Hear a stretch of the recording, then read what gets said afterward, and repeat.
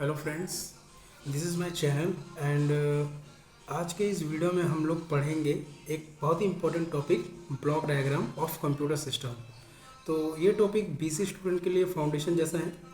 तो चलिए बिना किसी देरी के शुरू करते हैं। ठीक है। एक कंप्यूटर सिस्टम कुछ बेसिक कंपोनेंट से मिलकर बना होता है। ठीक है। जैसे हमारा input device, output device, memory unit and CPU, ये सब मिलकर डेटा को प्रोसेस करके एक यूजफुल इंफॉर्मेशन बनाते हैं। ठीक है। तो बात करें सबसे पहले अपने इनपुट डिवाइस की। तो इनपुट डिवाइस ये वह डिवाइसेस होते हैं जिनकी मदद से, जिनके थ्रू हम कंप्यूटर में डेटा को एंटर करते हैं। ठीक है। जैसे हमारा कीबोर्ड हो गया, माउस हो गया, स्कैनर हो गया या माइक्रोफोन हो गया, ये सब क्या है, हमारे इनपुट डिवाइस के एग्जाम्पल है। काम क्या करते हैं बेसिकली, ये क्या करते हैं, यूजर से हमारा रॉ डेटा लेते हैं। ठीक है। और उसको प्राइमरी मेमोरी को भेज देते हैं प्रोसेस होने के लिए। ठीक है। अब बात करें अगर मेमोरी यूनिट की, मेमोरी यूनिट जो हमारा स्टोरेज डिवाइस भी है एक तरीके से।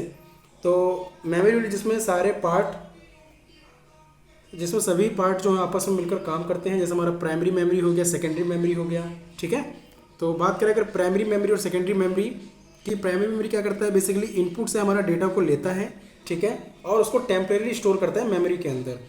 टेम्परेरी मतलब जब तक हमारा डेटा मतलब प्रोसेस में होगा, या मैं सिंपल भाषा में कहूँ, जब तक हमारा डेटा करंट में प्रोसेस कर रहा होगा, इलेक्ट्रिसिटी उसमें फ्लो कर रही होगी हमारे कंप्यूटर के अंदर, तब तक क्या हमारा डेटा उसमें स्टोर होता है। मान लो हमारा किसी वजह से हमारा पावर फेलियर ऑफ हो जाता है, ठीक है, या कनेक्शन कट जाता है, तो वो जो मान लो हमारा कंप्यूटर जो है बंद हो गया, तो आफ्टर दैट जब आप उसको ओपन करते हो दोबारा, जब ऑन करने के बाद, तो आपका जो डेटा होता है वो लॉस्ट हो जाता है। ठीक है। तो ये प्राइमरी मेमोरी होती है। और एक ये सीपीयू में मेमोरी से डेटा को रीड राइट करता रहता है, क्योंकि क्या है कि मेमोरी जो प्राइमरी मेमोरी जो है वो सीपीयू से डायरेक्ट कम्युनिकेट करती है। ठीक है। जिससे उसको हेल्प मिलती है डेटा को रीड करने का, राइट करने का। ठीक है। अब बात करें अगर सेकेंडरी मेमोरी की, तो सेकेंडरी मेमोरी क्या करता है कि हमारे डेटा को, जो प्राइमरी मेमोरी में प्रोसेस होने के बाद एक डेटा मतलब प्रोसेस होता है, रिजल्ट जनरेट करता है, वो सेकेंडरी मेमोरी में जाकर स्टोर हो जाता है। और ये लॉन्ग टर्म के डेटा को स्टोर करके रखता है, और ये हम उसको एक्सेस कर सकते हैं जब भी हमें डेटा को नीड होगी। ठीक है। जैसे हमारा, अगर मैं इस एग्जांपल की बात करूं, तो जैसे हमारी डिस्क हो गई, एसएसडी हो गई, पेन ड्राइव हो गई, या सीडी हो गई, ये क्या है, सारे इसके एग्जांपल हैं सेकेंडरी मेमोरी के। ठीक है। अगर बात करें इनका काम क्या है, हमारा यूज़ क्या है, इनका यूज़ किस क्या है, तो इनपुट से आया हुआ डेटा, जो इनपुट से डेटा भेजा जाएगा वो प्राइमरी मेमोरी में आएगा, प्रोसेस होगा, स्टोर होगा उसको। ठीक है। उसके बाद प्रोसेस होने के बाद वो जो प्रोसेस्ड हो चुका है, जो आउटपुट जनरेट हो चुका है, वो सेकेंडरी मेमोरी में जाकर हमारा डेटा स्टोर हो जाएगा। ठीक है।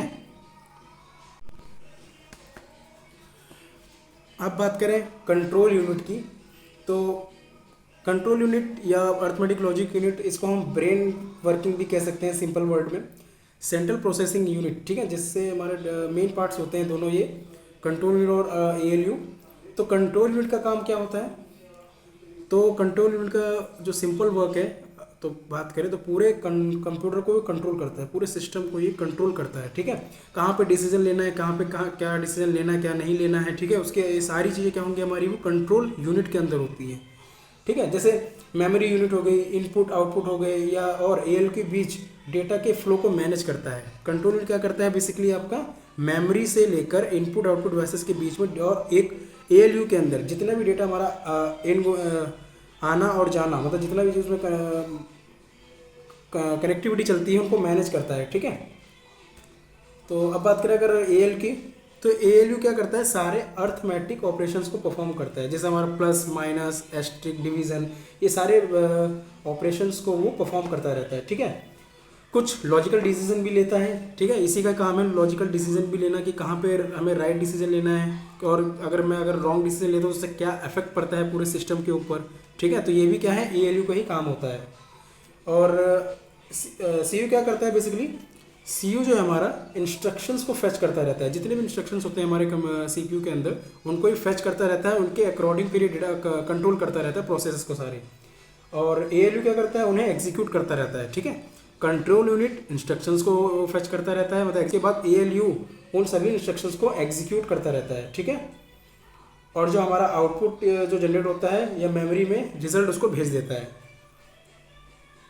जब प्रोसेसेस हो जाती है सारी, ठीक है, जितना भी हमारा इंस्ट्रक्शन सारे एग्जीक्यूट होने के बाद जब हमारा एक रिजल्ट जनरेट होता है, तो उस रिजल्ट को देखने के लिए जो हमें डिवाइसेस चाहिए होते हैं वो हमारे आउटपुट डिवाइसेस कहलाते हैं, ठीक है। जैसे हमारा मॉनिटर हो गया, प्रिंटर हो गया या स्पीकर हो गए, तो ये सारे क्या है हमारे आउटपुट डिवाइसेस होते हैं। बेसिकली ये क्या करते हैं, प्रोसेस जो हुआ डेटा जो होता है हमारा, उसको ह्यूमन रीडेबल फॉर्म में उसको कन्वर्ट करके शो करते हैं हमें, ओके। सो बेसिकली जो आउटपुट डिवाइसेस होते हैं हमारे, वो बेस्ड होते हैं हमारे डेटा का flow and control flow, data flow and control flow. तो बेसिकली बात करें अगर ये क्या शो करता है, तो डायग्राम में आप देख सकते हैं कि दो तरह के फ्लो होते हैं, ठीक है। एक डेटा फ्लो और एक control flow. Data flow actual movement होता है जब हमारा डेटा मतलब एंटर करता है हमारे सिस्टम के अंदर, सीपीयू के अंदर, ठीक है।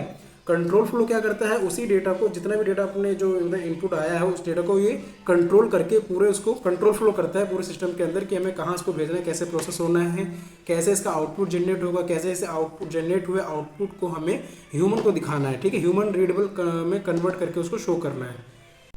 तो ये था हमारा ब्लॉक डायग्राम का वर्किंग, जिसमें हमने देखा कि कैसे हमारा डेटा इनपुट डिवाइस के थ्रू आता है, प्राइमरी मेमोरी में स्टोर होता है हमारा, ठीक है। उसके बाद हमारा डेटा कंट्रोल यूनिट में जाता है, अगर कोई लॉजिकल डिसीजन उसमें लेने हैं तो वो अर्थमेटिक ऑपरेशन परफॉर्म करता है।